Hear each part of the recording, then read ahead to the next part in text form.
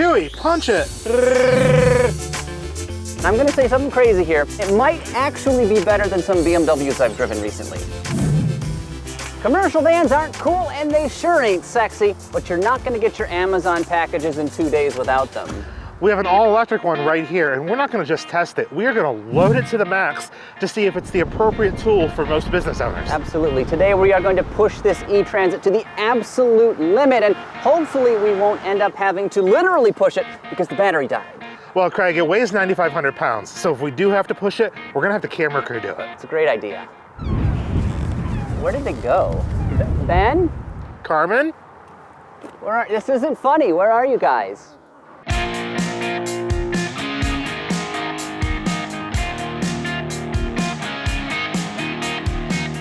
Ford's e-Transit might be overshadowed by flashier EVs like the Cadillac Celestiq or the Polestar 3. However, the e-Transit is extremely important to the Ford brand. It absolutely is, which is why we are pushing this van to the max to see how well it performs in real world conditions. We will be measuring the efficiency and range on both city and highway driving loops, and then later in the video we're going to conduct an EV Pulse charging challenge test to see just how long it takes for the battery to go from nearly 0 to 100% full. That's a lot to cover. Plus, I think we might also do a 0 to 60 acceleration test. Maybe, if you've been good. So what you should do is stick around to the end of the video to see if we do that, plus see all of our comprehensive test results. In the meantime, please like this video and subscribe to the EV Pulse YouTube channel. You'll get more reviews and charging challenges, such as the towing test we recently did with the Ford Lightning. Your thumbs up means we can provide more videos like the one you're watching right now. The e-Transit, and conventional transit for that matter, is offered in a huge array of configurations. 3 body lengths are offered, 3 roof heights are available, and of course you can get this vehicle as a conventional van like we have here, or even as a chassis cab or a cutaway. Ford offers the e-Transit in all of the configurations of the normal gas Transit to appeal to the broadest range of commercial customers. An upfitter who already has everything they need for a gas Transit can easily migrate to the e-Transit without any additional expense. If you want to see some more of those e-Transits in action, we actually have a first drive video where we took this van, plus showed you some other cool features with it, and we've linked to that video in the description box below. Absolutely, but today we are testing a medium length, medium height model, and as it sits, this thing checks out for about $59,000, including destination fees and a few small options. And as it's configured, it has an estimated range of 116 miles, though the e-Transit does top out at 126 miles. Still, for our testing purposes, the most important thing you guys have to see is at the back of the vehicle, so let's check it out, Chad. So it doesn't look like much, but back here we have actually got a gigantic stack of rubber mats plus some supplemental ballast bags, and altogether this adds up to just shy of 3,000 pounds. When you add in 2 drivers and all of our camera equipment, we're right at the gross vehicle max of 9,500 pounds. Now the e-Transit, like all transits, is a Class 2B vehicle, which means there's no EPA testing methodology for computing range. If you were to go to a Ford dealership and look at a Super Duty, those are either Class 2B or 3 vehicles, and there's no EPA number on the window sticker either, which means Ford's free to choose kind of however they'd like to test these vehicles. That's why we want to test it ourselves to see how that compares. So rock, paper, scissors to see who drives? No, Craig, you can just drive. Well, okay then, let's do it.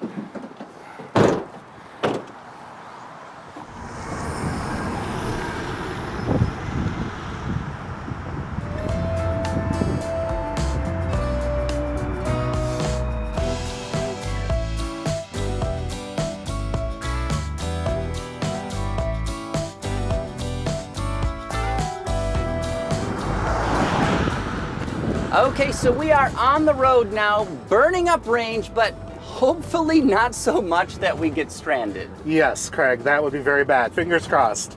You know, this test is pretty serious to begin with. It's also really cold outside. The ambient temperature right now is about 38 degrees. We're expecting it to be maybe in the low to mid 40s. It's raining, which our producer Ben really probably doesn't enjoy that much. And that will reduce the range even more than what we expect. Our predictions, like, 50, 60 miles is probably where we're gonna be, maybe. If we get 70 miles or more, that would actually be very impressive for this vehicle. Like you said, it's cold out, but you're wearing a short sleeve shirt, Chad. I am. I got to rep Buc-ee's today. So why, Craig, are we testing at full payload, and how does that compare to other companies? So Ford and other commercial van manufacturers, including Blue Arc, which we just did a story on, so make sure you check that out over at evpulse.com, they test their vehicles at a 50% payload because they're assuming the vehicle goes out in the morning full and then comes back empty. So it makes a lot of sense to test at 50%. But that's not what we're doing. We are at 100% to really push this e-Transit to the limit. Yes. So a delivery van starts full, finishes empty. But a lot of you have said in our first e-Transit video, well, my type of work's different. What happens when you completely load the thing down?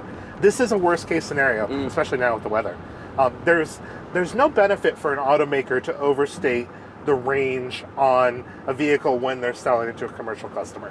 In retail, you may sell 100,000 more cars if you get 2 mpg better than your competition. If you don't deliver the stated range to a commercial customer, they may believe you once, but they will never come back. And commercial sales are such a pivotal part to Ford's business, but just in general to a lot of these automakers. So there's no benefit to being wrong. We're also going to use all the tools the van has to offer. This is more than just an electric motor, steering wheel, van top kind of thing. Ford has built in a lot of tools to let drivers and their fleet managers maximize the range. So we're using eco mode. We're preconditioning the battery by putting charging stations in as a destination. We preconditioned it before we left with the app. We're driving normally. We're not trying to set lap records around the Nürburgring here. We are driving how a normal van would, and we've got the climate set at a reasonably comfortable 70 degrees, like somebody else normally would. And it's not because Ford asked us to do this. Yes, Ford loaned us the vehicle, and they did load the mats in it. Thanks, Ford. Saved our backs. Yeah, they saved our backs. 3,000 pounds. But they at no point said, Chad, Craig, you have to do this way. We are doing it this way, though, because if Chad was a fleet manager and not a VP of content, he would want to make sure that his drivers are saving him the most amount of money possible. So I would want to maximize the range. I would want to make sure that people aren't driving like idiots. I would want to have some control over that. And Ford's tools allow me to do that. So we're trying to be as normal as possible, which is why we're using those tools, why the tools exist, and really why a lower stated range vehicle may still be enough for what most people use for. So mechanically, the e-Transit is rear-wheel drive, and it has a single electric motor, obviously mounted out back. It's rated at 198 kilowatts. That is 266 horsepower and 317 pound-feet of torque. Now that doesn't sound like a lot of power, and let's be honest, it isn't. No. But for around town use, it's perfectly fine. This vehicle has no trouble moving along, especially at lower speeds. We're on the highway right now. If I roll on the throttle, it ain't very quick, but again, for local delivery purposes, I think this is perfectly fine. So additionally, we have a lithium-ion battery in this vehicle, and of course, where everybody puts them, underneath the floor and between the frame rails, because as you mentioned, Chad, this is just a Transit that they've converted, right? Yes. Yeah, it mechanically, I mean, if you looked at the cab lifted off the frame, it would look like a Transit frame. So that's why it is rear-wheel drive, and that's why a lot of it feels and drives and behaves like a Transit, because it is a Transit. It is a Transit, which actually drives very well. Very good forward sight lines, at least, and a very comfortable driving position, which not a lot of commercial vans actually offer. You get in the Ram ProMaster, for instance, it feels like you're driving a bus. It's a very awkward position. Yes. Anyway, we've got a lithium-ion battery pack, 68 kilowatt hours of capacity, which is pretty small, and it only DC fast charges at 115 kilowatts. We're going to put that through the test a little bit later in this video in the EV Pulse Charging Challenge, of course, so stick around for that. But it's not very fast, and it only gets you 116 miles of range in this configuration, which sounds horrible, but is it? Yes and no. So in retail, in a passenger vehicle retail customer environment, 116 miles isn't enough. Nobody's going to buy a car with 116 miles of range. Now, in commercial, fleet buyers want to buy what they need, but they don't want to overbuy. And Ford has had modems on board their vehicles for several years now, and they're collecting data on how people actually use Transits. And based on this sort of delivery driver scenario, which I know is not every customer, but in this delivery driver sort of scenario, they've determined that this is more than enough range. And the thing is, it doesn't need to have 300 miles of range, because every day it's returning back to your depot, it's returning back to your office, it's being plugged in there. The same with 115 kilowatt fast charging.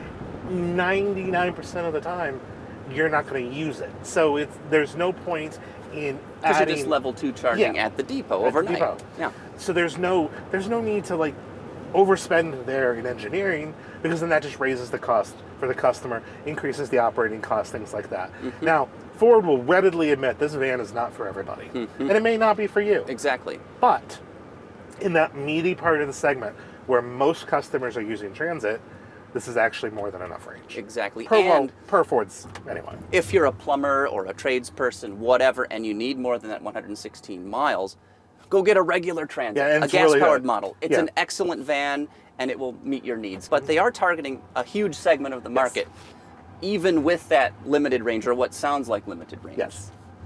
So I am foot to the floor right now, and this is definitely not a quick vehicle, Chad. We're doing 35, 40 miles an hour. The E-Transit moves. Yeah. It's perfectly fine for delivery purposes, but this is not a tire-smoking, record-setting track machine. Obviously. I think that we should also repoint out the fact that there is 4,000 pounds of weight in the back, and we're 9,500 pounds GVWR with us in here. So, if we had to brake really quick, I'm not so sure how that would work. So I'm kind of glad, again, that we can't set the world on fire with acceleration.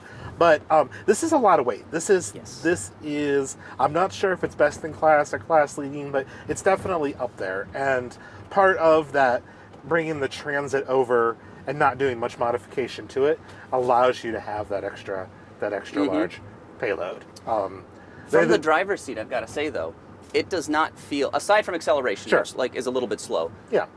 This is incredibly car-like. The steering is actually pretty crisp. The ratio is quick, so it feels very nimble. You're also basically sitting kind of above the front wheels. Yep. So it makes the vehicle feel very maneuverable, which this is a big vehicle, if you haven't noticed. And it's a little bit intimidating when you walk up to it, but once you get behind the wheel, it's surprisingly car-like. I'm glad you mentioned the intimidation, because with there being employee shortages and driver shortages and things like that, you want something that is not intimidating to get into and drive, because you'll be able to retain talent, you'll be able to have fewer accidents. There's all these benefits to having a van that's easy to live with. Exactly. And I think Ford nailed it here. Let's talk very briefly about the interior. This is not an S-Class, obviously. It's not. But it's stylish enough. It's got tons of storage space, giant cup holders, very ergonomic, and a beautiful infotainment screen. And the infotainment screen is standard on all models, so even if you get a base van, which this admittedly is not, but if you get the base van, you still get the big screen because it has all the charging hardware and stuff. What I really like is how many cup holders there are for everything. Giant cups for big, huge mugs, water bottle holders, just cup holders galore. There's a special slot just for your key. It's all very intuitive. If you've driven a modern Ford, especially, this feels right at home. Absolutely. And the infotainment system here, a sync system, I think this responds better than the Sync 4A that you get on the big 15.5-inch screen and the Mach-E and the Lightning F-150. Yeah, I tend to This is amazing. I tend to prefer the landscape Sync 4 screens. It's really good. They seem to be a little bit more responsive. They have all of the tech and features that you want: wireless CarPlay, wireless Android Auto, all of that stuff, which is kind of crazy to get standard in a van. But it's super easy to operate. It's super responsive. It looks pretty. It looks expensive. But this van looks, inside, it looks more expensive than it is. Especially in those low trims, those base trims. So unlike a lot of other EVs, Ford has implemented a different version of regenerative braking here in the E-Transit. So rather than having paddles that allow you to adjust how aggressive the regenerative braking is, or having a setting in the infotainment system, it actually works through the brake pedal. It's very interesting. Yeah, there's no one pedal mode as you've mentioned. And you can still put in L and get that sort of higher regen all the time. But yeah, if you think about how you drive, when you approach a traffic light, you sometimes tap the brake and then you let off, and then if the car is not slowing enough, maybe you tap it again. That initiates these three sort of levels of regen. There's this basic one, there's this next level, and then there's this higher level. Yes. And Ford did want to give you settings for it. I haven't really experienced a lot of it. I mean, what do you think with it? does it feel intuitive? Like, does it feel It does. normal? So I lift off the accelerator. There's a minimal amount of regen as the van just slows down. But if you lift off and tap the brake, it gives you more regen, but when you lift off, it holds that regen level, which is very interesting. If you tap the brake again that second time, then it will hold an even more aggressive setting. There are only 2 stages to that, mind you. But it's very interesting, and I've got to say, it's very intuitive. It feels, it sounds confusing, but it feels very natural. And for somebody that maybe is used to towing with a diesel pickup, it's kind of a little bit how an exhaust brake would work. Like when you want more brake, you kind of tap the brake and it kind of gives you a bit more. We also have L mode in here, which sort of cancels out the 2-stage regenerative braking, but provides a quasi 1-pedal feel. Yeah, it's not like a low range or a low gear selection. Yeah. Because there's only 1 gear in the car. But basically, if you want that sort of maximum regen feeling all the time, again, not 1 pedal, but a maximum regen, you just put it in L and drive like that. Exactly, and it's just a button right here in the center of the shifter. You push it, you're in L. That way, when you lift off, it gives you more regenerative braking.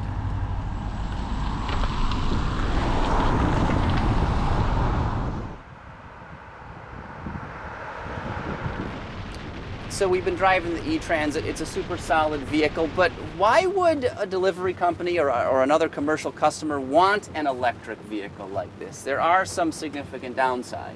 Sure. The biggest one, of course, is the van is more expensive. If you can live within the range requirements of the van, that's really the only thing you have to worry about is the van's going to be more expensive to purchase. Plus, you're going to have to buy the hardware, the infrastructure for your depot. Some businesses are going to want to do it just because they're trying to project a green-focused image. That's becoming more and more important, especially as consumers are willing to pay more from businesses that are more eco-conscious. So you have that element. There are state and local incentives that can make it cheaper to buy these vans, cheaper to put the infrastructure in place, and really that less expensive overall cost of ownership is why most people are going to go to one of these E-Transits. Because yes, the initial cost may be more expensive, but you're looking at maybe the third of the total operating costs for an E-Transit over a normal transit. You don't have as much in maintenance and upkeep. Electricity is way cheaper than fuel. So that bottom line, that total cost of ownership is really what fleet managers specifically care about. And the E-Transit's just less expensive to run long term. So Chad, we're getting pretty close to the charger. Initially, I was super concerned that maybe we wouldn't have enough range, but I think we're going to be okay. No, I think we are going to make it. I don't think you're going to have to get out and push. Thank goodness, because I don't want to do that. Yeah, it's 9,500 pounds. No thanks. Yeah, not so good.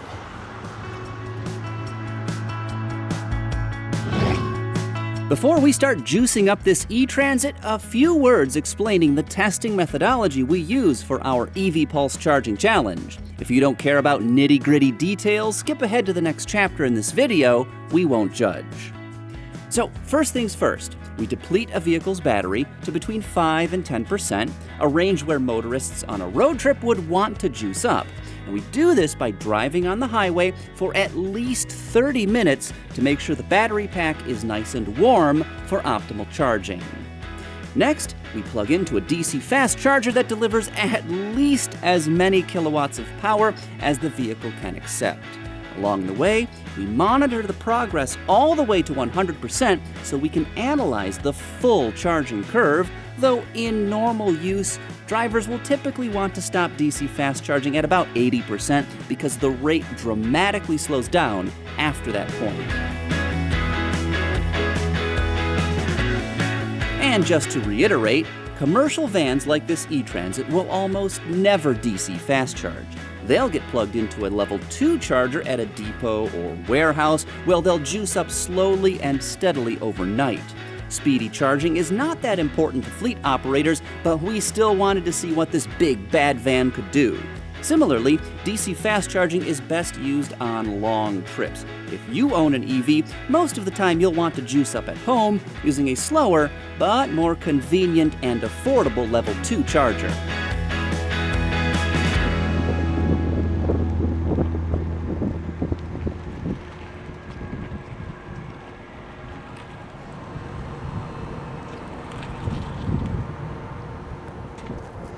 Well, we made it to an Electrify America charging station. We're going to plug into this 350 kilowatt unit right here because it's what's available and not broken. Don't get me started on that. I think 2 is the magic number with this because what? We've got an estimated 2 miles of range and 2% in the battery. So we've pretty much depleted it to 0. All we've got to do now is plug it in. So I'm not getting any younger. It's not getting any warmer out. Let's get started. Locked and loaded, we tucked in for a chilly charging session as the sun quickly descended in the autumn sky. Vehicles from Rivian, VinFast, and Lucid made for some odd bedfellows next to our behemoth of a box truck, a sign of just how diverse the EV landscape is becoming.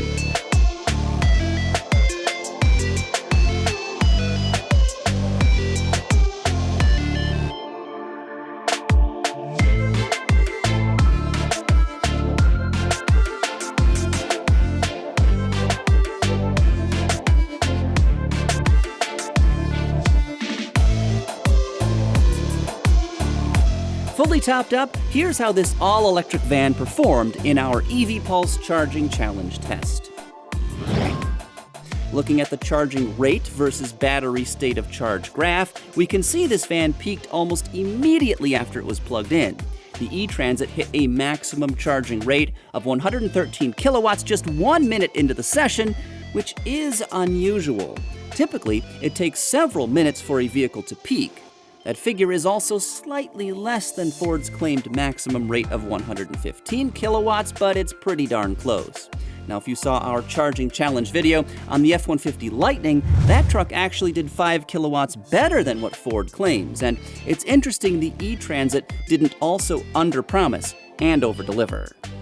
Exploring the charging curve, it is, for the most part, pretty consistent. The peak charging rate was only maintained for a couple seconds, though it remained around the 113 kilowatt mark for maybe 2 minutes. After that, it was all downhill, though the rate was remarkably consistent from about a 10% state of charge to just shy of 80%, at which point the rate tumbled to just 33 kilowatts. Afterwards, it stayed in that ballpark until the battery hit about 93%, and then the rate fell again, finishing the charging session by pulling in electricity at just 4 kilowatts. Switching graphs, let's see how long it took the E-Transit to charge. Overall, we waited 1 hour and 29 minutes for this van to go from a 2% state of charge to 100% full. Now that's not too speedy, but it's still quicker than a Polestar 2, and it's way, way, way faster than an all-wheel drive Toyota BZ4X. During that time, 72.1 kilowatt hours of juice were pumped into the battery, which is more than the E-Transit's advertised usable capacity of 68 kilowatt hours, so no surprises here. Dividing 72.1 kilowatt hours by 89, that's the charging time in minutes, shows how many kilowatt hours the E-Transit absorbed per minute, which works out to about 0.81. As for the quasi-industry standard 10 to 80% charging window, it took this Ford about 40 minutes to achieve this feat.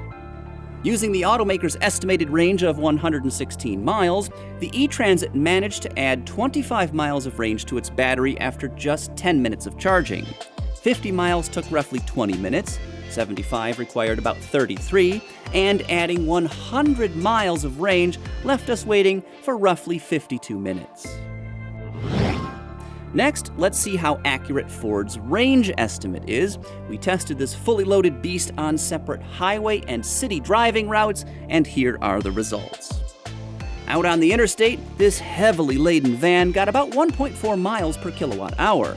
Multiplying that by the advertised usable battery capacity of 68 kilowatt hours reveals that the E-Transit, with its payload maxed out, had an estimated range of 95.2 miles, which is damn impressive all things considered. Shockingly, around town, the vehicle was actually less efficient, which is a real head-scratcher. On our city drive route, the E-Transit got about 1.2 miles per kilowatt hour, which works out to an estimated range of 81.6 miles, 13.6 less than what we got on the highway loop. Why such a discrepancy? With much lower speeds and therefore less wind resistance, plus plenty of stop-and-go driving allowing for regenerative braking, we should have done much better on the city route.